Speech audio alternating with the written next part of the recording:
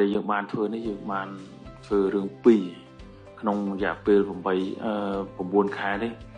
ទី1ផ្ដល់នៅជំនឿ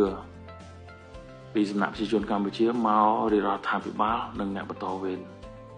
ទី2ទុកចិត្តបាទពីសំណាក់ប្រជាជនរបស់យើងមករាជរដ្ឋាភិបាលនិងអ្នកបន្តវេនភាសារឿងបាទរឿងបោះវែងដីធ្លីនេះដើម្បីចុះបញ្ជីបង្កើតបរិយាកាសគ្មានវិវាទហើយទិន្នន័យក្នុងដៃយើងបានផ្ដល់នៅសេវាកប់ចិត្តគឺធ្វើតាមអនឡាញទី4ក្រសួងសេដ្ឋកិច្ចហិរញ្ញវត្ថុលោកក៏សប្បាយចិត្តដែរព្រោះនេះគឺជាមូលដ្ឋាននៃការធានានៅចំណូលចរន្តសម្រាប់ជាតិយើងដែរបាទព្រោះលើកទី1ហើយដែលក្បាលដីនៅក្នុងកុំព្យូទ័ររួមបាទអញ្ចឹងយើងដឹងទាំងអស់នៅ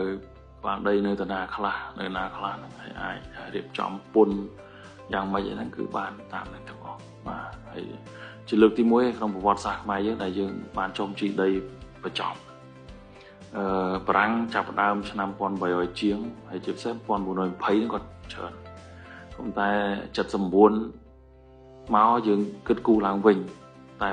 89បានយើងបានចេញបានលើកទី1អញ្ចឹងនៅឆ្នាំ2029ខួបលើកទី40គឺយើងចប់បាទគឺយើងចប់ហើយហ្នឹងគឺខ្ញុំនឹងរៀបចំថ្មិចឲ្យទាំង Google ជាមួយយើងនឹងនិយាយមែនតើក្បាលដីនិង Google នៅជាមួយគ្នាមកបាទអញ្ចឹងយើងមានភាពជាក់លាក់គុតមុតច្រើនជាងមុន